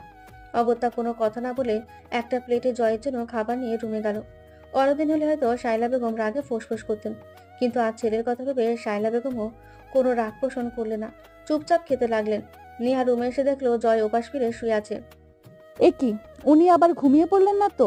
মেডিসিন না খেয়ে ঘুমালে তো সুস্থ হবেন না তাড়াতাড়ি। কথাগুলো মনে মনে ভেবে নেহা খাটের দিকে এগিয়ে গেল। খাবারের প্লেটটা সেন্টার টেবিলের ওপর রেখে আস্তে করে জয়কে ডাক দিল। শুনছেন, আপনি কি ঘুমিয়ে পড়েছেন? নেহার আওয়াজ শুনে জয় আস্তে আস্তে এপাশ ফিরে নেহার দিকে তাকালো। নেহা মুচকি এসে বলল, ও, আপনি তো জেগে আছেন। আমি মনে করেছিলাম আপনি ঘুমিয়ে পড়েছেন। 10টা বেজে গেছে, খাবার খেয়ে ওষুধ খেতে হবে তো। কিন্তু আমি শুয়ে থেকে খাবো কিভাবে? আর তাছাড়া ডান হাতেও খেতে পারবো না, কিভাবে খাবো? ল, আপনার যদি কোনো আপত্তি না থাকে তাহলে আমি খাইয়ে দিই। না মানে না খেয়ে থাকলে তো ওষুধ খেতে পারবেন না। আর ওষুধ না খেলে তাড়াতাড়ি সুস্থ হবেন কি করে? ডক্টর কি বলেছে শোনেননি? টাইমলি ওষুধ খেতে হবে। একলা উঠে বসতে পারবো না, একটু সাহায্য করলে উঠতে পারতাম আর কি। নেহা বুঝতে পারলো জয় ওরাতে খেতে রাজি। তাই সে মুচকি এসে জয়ের কাছে গিয়ে জয়কে আস্তে করে ধরে খাটের কার্নিশের সাথে হেলান দিয়ে আধশোয়া করে বসিয়ে দিল। তারপর খাবারের প্লেটটি হাতে নিয়ে নিজেও জয়ের পাশে বিছানায় বসে পড়লো। জয় ওর দিকেই তাকিয়ে আছে। নিহা এবার ভাতের গ্লাস বানিয়ে জয়ের মুখের সামনে ধরল। হ্যাঁ করুন। জয়ও কোনো কথা না বলে বিনা বাক্যে ভাতের গ্লাসটা মুখে পুরে নিল। কিন্তু ওর কেন যেন নিহার মুখ দেখে মনে হচ্ছে নিহাও খায়নি, তাই নরম গলায় জিজ্ঞেস করলো, তুমি খাবে না? জয়ের মুখে তুমি শুনে নিহা চমকে তাকালো জয়ের দিকে। এভাবে তাকানোর কি আছে? আমি কি ভুল কিছু বলে ফেলেছি? না তা বলেননি, তুমি করে বলেছেন তো তাই অবাক হয়েছি। আমাকে তুমি করে বলতে হবে না, আমার জন্য তুইটাই ঠিক আছে। যেটা বলেছি তার উত্তর দাও। বেশি কথা কে বলতে বলেছে? যাব। 10টা বেজে গেছে, কখন খাবে? প্রতিদিন যখন খায় তখনই খাবো। ডাইনিং পরিষ্কার করে তারপর খাবো। জয় কিছু বলতে চেয়েও যেন আর বলতে পারলো না। নিহা জয়কে খাইয়ে দিয়ে ওষুধও খাইয়ে দিয়ে খাবারের প্লেটটা নিয়ে রুমে থেকে চলে গেল। জয় কয়েক সেকেন্ড নিহা চলে যাওয়ার দিকে তাকিয়ে থেকে চোখটা সরিয়ে নিল। নিহার খাবার খেয়ে রুমে আস্তে আস্তে প্রায় 11টার কাছাকাছি সময় লেগে গেল। মূলত নিহার দেরি হয়ে গেছে তা কিন্তু নয়, আসলে নিহা ইচ্ছা করে এতক্ষণ রুমে আসেনি যাতে জয় মীরার সাথে নিঃসংকোচে কথা বলতে পারে। আগে হলুতে ব্যালকনিতে গিয়ে কথা বলে আসতো, কিন্তু এখন তো আর ব্যালকনিতে গিয়ে কথা বলতে পারবে না। নিহা রুমে থাকলে হয়তো জয়ের অস্বস্তি লাগতে পারে, তাই নিহা একটু দেরি করেই রুমে এসেছে। আর আসার সময় জয়ের জন্য গ্রিন টি আনতেও ভুল করলো না। দরজা লাগানোর শব্দ শুনে জয় সেদিকে তাকালো। নিহাকে এতক্ষণ পর রুমে আসতে থেকে জয় একটু অবাকই হলো। নিহা তো রুমে আসতে এতক্ষণ দেরি করে না। রুমে আসতে আজ এতক্ষণ সময় লাগলো যে? প্রতিদিন তো 10:30 বাজতেই রুমে চলে আসো, আজ দেরি করলে কেন? নিহা জয়ের প্রশ্নে থতমত খেয়ে গেল। চায়ের কাপটা জয়ের হাতে দিয়ে আমতা আমতা করে বলল, না আসলে আপনি তো প্রতিদিন এই সময় মীরা আপুর সাথে কথা বলেন, তাই ভাবলাম আমি রুমে থাকতে হয়তো আপনার প্রবলেম হবে, এই জন্য একটু দেরি করে আসলাম, যাতে আপনার কোনো অসুবিধা না হয় আর কি। কথাগুলো বলার সময় নিহা পুরোটা সময় মাথা নিচু করেছিল। জয় নিহার কথার পিঠে কিছু বলার জন্য খুঁজে পেল না হয়তো, তাই তো কিছু না বলে চুপচাপ কাপে চুমুক দিল। জয় চা খেতে খেতে নিহা ততক্ষণে ওয়াশরুম থেকে নিজের প্রয়োজনীয় কাজ সেরে আসলো। নিহা। নিহা টাওয়াল দিয়ে হাত মুখ মুছছিল। হঠাৎ জয়ের ডাকে জয়ের দিকে তাকালো। কিছু বলবেন? জয় হাতের কাপটা একটু উঁচু করে ধরে বলল, কাপটা? ও বলে নিহা কাপটা নিয়ে সেন্টার টেবিলের উপর রাখলো। তারপর জয়ের দিকে তাকিয়ে নরম গলায় বলল, এবার আপনার ঘুমানো উচিত, দাঁড়ান আমি সাহায্য করছি শুতে। এই বলে নিহা জয়ের কাছে গিয়ে জয়কে ধরে বালিশে শুয়ে দিল। তারপর পায়ের দিকে কম্বলটা জয়ের গায়ে টেনে দিয়ে নিজের জন্য নিচে বিছানা করে নিল। জয় কিছুই বলছে না, শুধু চুপচাপ নিহার কাজগুলো নিবিড়ভাবে দেখে যাচ্ছে। নিহার কাজে যেন কোনো কমতি নেই, নিহা যেন সবকিছুই খুব সুন্দরভাবে করে। এতদিন হয়তো জয় এমন করে নিহার কাজগুলো দেখেনি বলে এসব খেয়াল করেনি, কিন্তু গত 2 দিন হসপিটালে নিহা যেভাবে ওর সবকিছু করে দিয়েছে আর এখানে এসে করছে, সব দেখে যেন জয় অবাক। নিহা সব দিক দিয়ে এমন পারফেক্ট কেন? আর পারফেক্ট সেটা না হয় ভালো কথা, কিন্তু এতদিন কেন জয়ের চোখে পড়লো না সেটা? নিহা যখনই শুতে যাবে ঠিক তখনই জয় ডেকে উঠল। নিহা। নিহা শুতে গিয়েও শুলো না, জয়ের দিকে প্রশ্নসূচক দৃষ্টিতে তাকিয়ে জিজ্ঞেস করলো, কিছু লাগবে আপনার? না। তাহলে? বলছিলাম যে আমি খেয়াল করলাম তুমি। আমাকে তুই করেই বলুন, আপনার মুখে আমার জন্য তুইটাই বেশি মানানসই। আপনার মুখে তুমি শুনলে কেমন যেন লাগে। টেনশন করবেন না, ভাববেন না আপনি তুই তুকারি করলে আমি আপনার সেবা না করেই চলে যাব। এতদিন যখন যাইনি এখনো যাব না, আপনি তুই করেই বলতে পারেন। নিহার কথা শুনে আজ প্রথমবারের মতো জয়ের ভেতরটা কেঁপে উঠল। নিহার সাথে অমন ব্যবহার করে সে সত্যিই ভুল করেছে। যার জন্য এমন ব্যবহার করলো নিহার সাথে, সে তো ওর ছিল না। জয় নিজের অনুশোচনাটা নিহার সামনে প্রকাশ করলো না, বরং রাগি রাগি ভাব নিয়ে বলল, আমার কথাটা কি শেষ করতে দিবে নাকি নিজেই বকবক করবে? এমা না না, আমি আর কিছু বলবো না, আপনি বলুন। আমি খেয়াল করলাম তুমি 3 দিন ধরে এক কাপড় পরে আছো।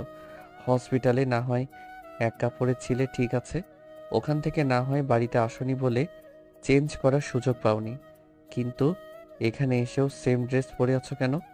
আর সেটা নিয়ে ঘুমিয়ে পড়তেছো। তোমার বাকি কাপড়গুলো কোথায়? ট্রেনে। মানে হলো সেদিন বাবা যখন কল করে বলল আপনি অ্যাক্সিডেন্ট করে হসপিটালে আছেন, তখন তাড়াহুড়ো করে আসার সময় টেনশনে লাগেজ আনতে ভুলে গেছিলাম। সব কাপড় তো লাগেজেই ছিল, তাই 3 দিন ধরে এক কাপড় পরে আছি। তার মানে তুমি সেদিন সত্যি সত্যি চলে যেতে চেয়েছিলে? চলে যেতে চাইনি, চলে গিয়েছি। যদি না আপনার অ্যাক্সিডেন্টের খবর শুনতাম তাহলে এখন আমি বাড়িতেই থাকতাম।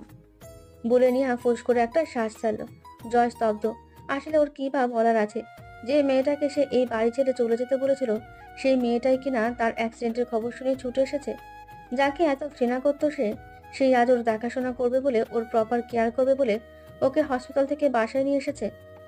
সে কি আসলেই মানুষ? সেদিন নিহাকে এমন একটা শর্ত দিয়েছিল সে, যেটা কোনো স্বামী আজ পর্যন্ত কোনো স্ত্রীকে দিয়েছে কিনা সন্দেহ আছে। সামান্য অফিসে জয়েন করতে বলেছিল বলে সোজা এই বাড়ি ছেড়ে চলে যাওয়ার প্রতিশ্রুতি। এটা শুধু ওর দ্বারাই সম্ভব। হ্যাঁ, ওর দ্বারাই সম্ভব, নয়তো এমন করে সে বলতে পারতো না কখনোই। জয়কে চুপ করে থাকতে দেখে নিহা বলল, আর কিছু বলবেন? না। যদিও নিহাকে নিচে থাকতে দেখে জয়ের ভেতরে একটা খারাপ লাগা কাজ করছে। কারণ গত 1 মাস আগে তো নিহা বলেছিল ওর নিচে ঠান্ডা লাগে, তখন তো কম শীত ছিল, এখন তো আরো বেশি শীত পড়ছে। এখন নিশ্চয়ই ওর আরো বেশি শীত করছে। কিন্তু জয় কিছু বলার সাহস পেল না। আচ্ছা, আমি তাহলে শুয়ে পড়ছি। আপনার কিছু লাগলে আমাকে ডাকবেন। একটু উঁচু আওয়াজে ডাকলেই আমি শুনতে পাবো। আচ্ছা ঠিক আছে। ঘড়ির কাঁটা 12টা ছুঁয়ে গেছে। নিহা গভীর ঘুমে মগ্ন থাকলেও আজ জয়ের চোখে ঘুম নেই। সে এক দৃষ্টিতে তাকিয়ে আছে নিহার মুখের দিকে। আর তখনই হঠাৎ পুরনো কিছু স্মৃতি চোখের সামনে ভেসে উঠল জয়ের। মনে পড়ে গেল সেই দিনটির কথা, যেদিন মা ওর রুমে এসে প্রথম বিয়ের খবরটা দিয়েছিল। জয়, জয় তখন শুয়ে শুয়ে মোবাইল টিপছিল। মাকে দেখে একটু নড়ে চড়ে শুলো। হ্যাঁ মম, বলো। শায়লা বেগম ছেলের পাশে গিয়ে বসলেন, বললেন, জয়, তুই কি জানিস তোর জন্য বিয়ে ঠিক করা হয়েছে? জয় যেন অবাকে চরম পর্যায়ে পৌঁছে গেল। সাথে সাথে শোয়া থেকে উঠে বসলো। অবাক হয়ে জিজ্ঞেস করলো, মানে কি বলছো মম? আমি ঠিকই বলছি। তোর ড্যাড বলেছে এই মাসের শেষের দিকেই নাকি বিয়ের ডেট ফিক্সড করেছে। গ্রামে ওর কোনো এক বন্ধুর মেয়ে নাকি। তোর ড্যাড তো একেবারে মেয়েটির প্রশংসায় পঞ্চমুখ। মেয়ে নাকি দেখতে শুনতে অনেক ভালো, অনেক সুন্দরীও বটে। মম, ড্যাডির কি মাথা খারাপ হয়ে গেছে? শেষ পর্যন্ত একটা গ্রামের মেয়েকে কিনা আমার বউ বানাতে চাইছে, আমার বিয়ে ঠিক করেছে, আর আমার থেকে একবার জিজ্ঞেস করার প্রয়োজন বোধ মনে করলো না। এমনকি বিয়ের ডেটটাও ফিক্সড করে ফেললো। বাহ, অসাধারণ। কিন্তু মম, আমি বলে দিচ্ছি, আমি এই মেয়েকে বিয়ে করতে পারবো না। চিনি না জানি না এমন একটা মেয়েকে ড্যাড বললো অমনি আমি বিয়ে করে ফেলবো। তার উপর মেয়েটা গেও। আমার সাথে কখনোই মেয়েটা তাল মেলাতে পারবে? তুমি বলো। ড্যাড কি করে ভাবলো যে আমি একটা শহরের ছেলে হয়ে একটা গ্রাম্য মেয়েকে বিয়ে করব? মম, তুমি ড্যাডকে গিয়ে বলে দাও আমি এমন একটা গেও, আনকালচার্ড, আনস্মার্ট মেয়েকে কিছুতেই বিয়ে করতে পারবো না, কিছুতেই না। আর তার চেয়েও বড় কথা হলো, আমি মীরাকে ভালোবাসি। বিয়ে করলে আমি ওকেই করব। একথা ভুলেও বলিস না বাবা। আর আমি যদি গিয়ে এই কথা বলি তাহলে তো আমাকে সহ বাড়ি থেকে বের করে দিবে। তোর ড্যাড বলেছে তোর বিয়ে ঠিক করেছে, কথাটা যেন তোকে জানিয়ে দিই। তোর থেকে অনুমতি চাইতে আমাকে পাঠায়নি। তোর কি মনে হয় আমি এই বিষয়ে তোর ড্যাডের থেকে প্রতিবাদ করিনি? অবশ্যই প্রতিবাদ করেছি। বলেছি যে আমার ছেলে এমন একটা গ্রাম্য ছোট লোক মেয়েকে কিছুতেই বিয়ে করতে পারবে না। ওকে বলেছে জানিস? কি বলেছে? বলল কথাটা নাকি আমি বলেছি। যদি তোর মুখ থেকে এমন কথা শুনে তাহলে তোকে সাথে সাথে ত্যায্য পুত্র করে দিবে। তাই বলে মম আমি শেষ পর্যন্ত কিনা একটা গ্রামের মেয়েকে বিয়ে করব? এটা কি করে সম্ভব? তার চেয়ে তো আমার মরে যাওয়া ভালো। তুই একদম টেনশন করিস না বাবা, আমি আছি না। তুই একদম প্যারা নাই, চিল মরে থাক। মম, ড্যাডের মতো কি তোমারও মাথা খারাপ হয়ে গেছে? সব জেনেও তুমি তারপরেও কিভাবে নিশ্চিন্তে থাকতে বলছো? ড্যাড আমার জীবন শেষ করে দেওয়ার প্ল্যান করে বসে আছে, আর তুমি বলছো টেনশন না করতে। যেটা বলছি একদম ঠিক বলছি। দেখ, তোর ড্যাডের কথা শুনে বুঝতে পারলাম ওই মেয়েটাকে সে তোর বউ করে আনবেই আনবে, সে আমরা চাই আর না চাই। আমি তোর হয়ে প্রতিবাদ করায় উল্টো আমাকেই শাসিয়ে দিল। বলেছে আমি রাজি না থাকলে আমি যেন এই বাড়ি ছেড়ে চলে যাই, আর যদি তুই রাজি না থাকিস তাহলে তোকে ত্যায্য পুত্র করতে দুইবারও ভাববে না। তাই আমি বলছিলাম কি বাবা, তুই তোর ড্যাডের কথা রাজি হয়ে যা। মম, সব জেনেও শেষ পর্যন্ত তুমিও ড্যাডের মতো সেম কথা বলছো? আগে আমার কথা তো শেষ করতে দে। আমার কথা এখনো পুরোটা শেষ হয়নি। দেখ, ওই গেও মেয়েটাকে তুই এই বাড়ির বউ করে আনতে আমরাও রাজি না। জেসি তো সোজা বললে দিয়েছে ওই গ্রাম্য মেয়েটা ওর ভাবি হওয়ার কোনো যোগ্যতা রাখে না। তুই বরং এক কাজ কর, এখন আপাতত ওর কথা মতো তোর ড্যাডের কথা মতো বিয়েতে রাজি হয়ে যা, নয়তো বুঝতেই পারছিস ও যা বলে তাই করে, তখন কিন্তু তোর রাস্তা থাকা ছাড়া আর কোনো উপায় থাকবে না। সো আই থিঙ্ক ওই গেও মেয়েটাকেই বিয়ে করে নেওয়া উচিত। তবে হ্যাঁ, আমি বলছি না যে তুই ওকে বিয়ে করে মাথায় তুলে রাখ, আমি বলছি জাস্ট বিয়েটা কর, তারপর ওই মেয়েকে এই বাড়ি ছেড়ে কিভাবে তাড়াতে হয় তা এই শায়লা বেগম ভালো করেই জানে। আর তোরও কি কি করতে হবে নিশ্চয় বুঝতে পারছিস। মায়ের কথা শুনে মুহূর্তে জয়ের মুখটা চকচক করে উঠল। উৎফুল্ল কণ্ঠে বলল, একদম মম, তোমার কথার মানে আমি বুঝতে পেরেছি। তুমি ড্যাডকে গিয়ে বলো আমি বিয়েতে রাজি। তবে একটা কথা জেনে রেখো মম, যেই মেয়েটার জন্য ড্যাড আমাকে ত্যায্য পুত্র করবে বলেছে, ওই মেয়ের জীবনটা আমি নরক বানিয়ে ছাড়বো। এমন কোনোদিন থাকবে না যেদিন ওর গায়ে আমার হাত উঠবে না। এক্ষেত্রে তোমরাও আমাকে একটু সাপোর্ট করো, কেমন? ওই মেয়েকে আমি এমনভাবে শিক্ষা দিব যেন এই জয় মাহমুদকে সে চিরতরের জন্য ঘৃণা করে। ছেলের কথায় শায়লা বেগম খুশিতে গদগদ হয়ে বললেন, এই না হলে আমার ছেলে, আচ্ছা আমি আসছি। হুম। শায়লা বেগম চলে গেলেন। আর জয় সেখানে বসেই ভাবতে লাগলো কি করবে। দেখতে দেখতে ওদের বিয়েটাও হয়ে গেল। বিয়ের দিন রাত 11টায় রুমে ঢুকলো জয়। বাসর রাত নিয়ে ওর অনেক স্বপ্ন থাকলেও নেহাকে বিয়ে করে যেন ওর সব স্বপ্ন উবে গেল। বরং রুমে ঢুকলো একরাশ রাগ নিয়ে, যেন সামনে কেউ বললেই খাইয়া ফেলামো এমন অবস্থা। রাগে দুরুম করে দরজা বন্ধ করার শব্দে আটকে উঠল নিহা। তবে জয়ের দৃষ্টিগোচর হলো না সেটা। সে তো রাগে ফুসফুস করছে আর ভাবছে কখন নেহা নিজ থেকে ওর সাথে কথা বলবে আর কখন সে ওকে কথা শোনানোর সুযোগ পাবে। হলোও তাই। জয়কে দেখে নিয়ে আস্তে করে খাট থেকে নেমে জয়ের সামনে গেল। তারপর কয়েক সেকেন্ড দাঁড়িয়ে থেকে যে না ঝুঁকে জয়ের পা ধরে সালাম করতে যাবে, অমনি জয় টেনে দাঁড় করিয়ে দিল ওকে। তবে সিনেমার মতো ডায়লগ দেওয়ার জন্য নয়, নেহাকে অপমান করার জন্য। কি করছিসটা কি? বিয়ের প্রথম রাতে জয়ের মুখ থেকে এমন তুতুকারি শুনে নেহা যেন চরম মাত্রায় অবাক হলো। তবে অবাকের ভাবটা বেশি সময় মুখে বজায় না রেখে হেসে বলল, কেন সালাম করছি? রাখ তোর সালাম। আমার শরীরে টাচ করার সাহস কি করে হয় তোর? মানে কি বলছেন কি আপনি? আপনি আমার স্বামী, আর বিয়ের রাতে প্রতিটা স্ত্রীকেই স্বামীর পা ধরে সালাম করতে হয়, এটাই তো নিয়ম। এইখানে সাহসের কথা আসছে কোথা থেকে? Shut up. কে তোর স্বামী? হ্যাঁ, আমি আমি তোর স্বামী না, আর তুইও আমার স্ত্রী না। আমি তোকে বিয়ে করেছি শুধুমাত্র ড্যাড আমাকে যেন ত্যায্য পুত্র করে না দেয় তার জন্য। ভাবিস না অন্য সব স্বামীর মতো আমিও তোকে ভালোবেসে মাথায় করে রাখবো। এটা ভেবে থাকলে ভুল করবি। আমি তোকে না ভালোবাসতে পারবো আর না স্ত্রী হিসেবে মানতে পারবো। তুই তোর মতো থাকবি আর আমি আমার মতো। আর যত তাড়াতাড়ি সম্ভব এই বাড়ি থেকে চলে যাবি, নয়তো এই জয় মাহমুদ তোকে প্রমিস করছে তুই যেভাবে আমার জীবনটা হেল করে দিয়েছিস ঠিক তেমনি আমিও তোর জীবনটা নরক বানিয়ে দেব। Mind it. এখন সর সামনে থেকে, আমি ঘুমাবো। আর হ্যাঁ, বিছানায় আসার দুঃসাহস ভুলেও করবি না, তাহলে আমার থেকে খারাপ কেউ হবে না। কথাটা মাথায় রাখবি। কথাগুলো এক নাগারে বিরতিহীনভাবে বলে জয় ওয়াশরুমে চলে গেল।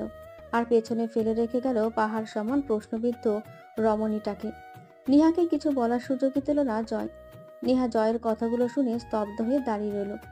বিয়ের রাতে কোনো স্বামী তার স্ত্রীকে এমন কথা বলেছে কিনা নেহার জানা নেই। নেহা যেন নিজের কানকেই বিশ্বাস করতে পারছে না। সেদিনের পর থেকে নেহার উপর শুরু হয় জয়ের অমানসিক অত্যাচার। এমন একটা দিন বাদ রাখেনি যেদিন নেহার গায়ে হাত তোলেনি সে। পুরনো স্মৃতিগুলো চোখের সামনে ভেসে উঠতেই জয়ের ভেতরটা কেঁপে উঠল। ডিম লাইটের আলোতে একবার নেহার দিকে চোখ বুলিয়ে নিল। কত সুন্দর করে ঘুমাচ্ছে মেয়েটা। জয় এক দৃষ্টিতে তাকিয়ে আছে নেহার মুখের দিকে। সকালে রায়হান সাহেব নাস্তা সেরে অফিসে যাওয়ার আগে একবার জয়ের রুমে গেল। নেহা তখন জয়কে নাস্তা খাইয়ে ওষুধ খাইয়ে দিচ্ছিল। রায়হান সাহেব গলা খাঁকিয়ে দিয়ে রুমে প্রবেশ করলেন। নেহা, বাবা আপনি হাসুন না। তুই নাস্তা করেছিস মা? না বাবা, ওনাকে আগে খাইয়ে দিচ্ছি আর কি। আর আপনি তো জানেনই, ডক্টর আঙ্কেল বলেছে পৃথিবী এদিক থেকে ওদিক হয়ে গেলেও যেন ওষুধের টাইম মিস না হয়। তাই তো আপনাকে নাস্তা দিয়ে এসে আমি আর আপনার কাছে যেতে পারিনি। আমার উপর রাগ করেননি তো বাবা? আরে না রে মা, আমি কি তোর উপর রাগ করতে পারি? তুই তো আমার ঘরের লক্ষ্মী।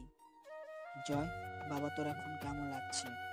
জানি এত তাড়াতাড়ি ভালো লাগবে না, কিন্তু ভাগ্যের উপর তো কারো হাত থাকে না। ডক্টর তো আশায় ছেড়ে দিয়েছে। এখন আমার মেয়েটার উপর ভরসা। নিহা মা যদি কিছু একটা করতে পারে, আমি বিশ্বাস করি ডক্টর যেটা পারেনি সেটা আমার মেয়ে পারবে। কি রে মা, পারবি না আমার আশাটা পূরণ করতে? বাবা এমন করে বলছেন কেন? আমি হয়তো ডাক্তার না, তারপরও আমি আমার সাধ্যমতো চেষ্টা করছি। আপনি একদম টেনশন করবেন না, দেখবেন সব ঠিক হয়ে যাবে। সে আশায় আছি মা। I am sorry dad. হঠাৎ জয়ের এমন কথায় রায়হান সাহেব আর নিহা দুজনেই চমকে তাকালো ওর দিকে। রায়হান সাহেব অবাক কণ্ঠে বললেন, হঠাৎ সরি কেন বলছিস বাবা? এই যে তুমি আমাকে একটা দায়িত্ব দিলে আর আমি সেটা রাখতে পারলাম না, তার আগেই ঘরবন্দি হয়ে গেলাম, তাই আর কি। তবে আমি প্রমিস করছি ড্যাড, আমি সুস্থ হলে আর তোমাকে কষ্ট করতে দিব না। তোমাকে অফিসের সব ঝামেলা থেকে একদম মুক্ত করে দিব। আমি নিজেই তখন পুরো অফিস সামলাবো। একদম, তখন তো আমি নাতি নাতনি নিয়ে খেলবো, অফিসের দায়িত্ব পালন করব কেন? তুই অফিস সামলাবি আর আমি নাতি নাতনির সাথে খেলা করব, দেখিস। বাবার কথা শুনে সাথে সাথে জয় আর নিহা পরস্পরের মুখের দিকে তাকালো। দুজনে যত হতবিহ্বল হয়ে তাকিয়ে আছে। বাবার কথার প্রত্যুত্তরে কি বলবে জয়ের জানা নেই। জয় কথা ঘোরানোর জন্য বলল, ড্যাড, তোমার দেরি হয়ে যাচ্ছে মেবি। রায়হান সাহেব হাত ঘড়িটার দিকে একবার চোখ বুলিয়ে হতাশ কণ্ঠে বললেন, তাই তো, আমার তো মনেই ছিল না। তোদের সাথে কথা বলতে বলতে যে আমার দেরি হয়ে যাচ্ছে সেটা খেয়ালই নেই। আসছি আমি। সাবধানে যাবেন বাবা। আচ্ছা মা। রায়হান সাহেব চলে গেলেন। নিহা জয়ের জন্য আনা নাস্তার প্লেটটা নিয়ে রুম থেকে বেরিয়ে গেল। কারণ একটু আগে শ্বশুরমশাই যেটা বলেছেন সেটার পর জয়ের চোখাচোখি হওয়ার সাহস নিহার নেই। লজ্জার যেন মাটির সাথে মিশে যেতে ইচ্ছে করছে, তাই লজ্জাটা কাটাতে রুম থেকে বেরিয়ে গেল। আর তাছাড়া সে এখনো নাস্তাও করেনি। যাই হোক, পেটের ক্ষুধা তো সবারই থাকে। নিহা ফিরে আসলো খানিক বাদে, হয়তো নাস্তা সেরেই ফিরেছে। নিহা, অনেকক্ষণ ধরে তোমার ফোনটা বাজছিল, দেখো কে এতবার কল করছে। তোমার বাড়ি থেকেও তো করতে পারে। জয়ের কথা শুনে নিহা জয়ের দিকে এক পলক তাকিয়ে সেন্টার টেবিলের কাছে গিয়ে ফোনটা হাতে নিল। তারপর ফোন আনলক করে স্ক্রিনে তাকাতে দেখলো একটা আননোন নাম্বার থেকে 8 বার কল এসেছে। নিহা একটু অবাক হলো, কারণ ওর মোবাইলে অপরিচিত কে আবার কল করবে। এতবার কে কল করলো আবার? নাম্বারটা তো অচেনা, ব্যাক কি করব? নিজের মনে কথাগুলো আওড়াতে আওড়াতে কল ব্যাক করলো নিহা। একবার রিং হতে কলটা রিসিভ হলো। নিহা কিছু বলার আগে ওপাশ থেকে এক কণ্ঠ ভেসে আসলো, হ্যালো, আপনি কি নেহা বলছেন? জি, কে বলছেন? আমি কমলাপুর স্টেশন থেকে নীলছায়া ট্রেনের অ্যাসিস্ট্যান্ট বলছি। আমাদের ট্রেনের ভিতরে একটা লাগেজ পাওয়া গেছে। আমরা বুকিং লিস্ট চেক করে দেখলাম লাগেজ রাখার সিটটা আপনার ছিল, তাই আপনাকে কনফার্ম করার জন্য কল করলাম। আপনার লাগেজটি ট্রেনে ফেলে গিয়েছেন। হ্যাঁ হ্যাঁ, ওটা আমারই, আমি ভুল করে ফেলে এসেছি। আচ্ছা, তাহলে আপনি সময় করে এসে লাগেজটা নিয়ে যায়েন। আমি বুকিং রুমে রাখবো আপনার লাগেজটা। আচ্ছা ঠিক আছে, আমি এখনই আসছি। বলেই কলটা কেটে দিল নিহা। লাগেজের সন্তান পেয়ে ওর যেন খুশি আর থচ্ছে না। যদিও লাগেজটা হারিয়ে গেলেও কোনো সমস্যা ছিল না, কারণ রায়হান সাহেবকে বললে লাগেজে থাকা কাপড়ের চেয়ে আরো ভালো কাপড় এনে দিত। কিন্তু লাগেজে এমন একটা জিনিস ছিল যেটা নিহার কাছে অনেক বেশি মূল্যবান, তাই লাগেজটার খবর পেয়ে এতটা খুশি লাগছে। আসলে লাগেজে ওরা জয়ের একটা কাপল পিক আছে, যেটা নিহার কাছে ওদের বিয়ের একমাত্র স্মৃতি। নিহা কল কাটতে জয় জিজ্ঞেস করলো, কে ছিল আর তুমি কোথায় যাবে বলছিলে? নিহা জয়ের দিকে তাকালো, বলল, ওটা রেল স্টেশন থেকে কল করেছিল, আমার লাগেজটা আনতে যাওয়ার জন্য কল করেছে, তাই আমি আসছি বললাম। নিহা, তুমি সামান্য কিছু কাপড়ের জন্য লাগেজ আনতে রেল স্টেশনে যাবে আবার?